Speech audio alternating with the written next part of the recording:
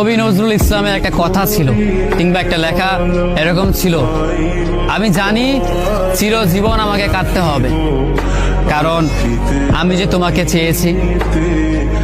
আসলেই আমি যে তাকে চেয়েছি এই জন্য আমাকে সারা জীবন কাটতে হবে, কারণ আমি তাকে কোনোদিন পাবো না, আর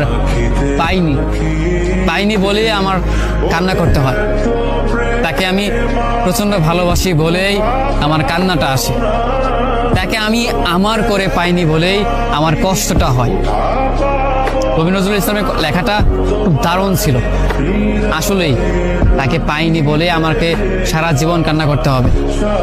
যদি সে আমার এই ভালোবাসাটা বুঝতো, আমার এই অসীম ভালোবাসাটা বুঝে আমাকে একটু বলতো যে আমি অন্যদের মতো কখনোই তোমাকে ছেড়ে যাব না, তাহলে বিশ্বাস করুন পৃথিবীতে হয়তো আমার চাইতে সুখী মানুষ আর কেউ হতে পারতো না।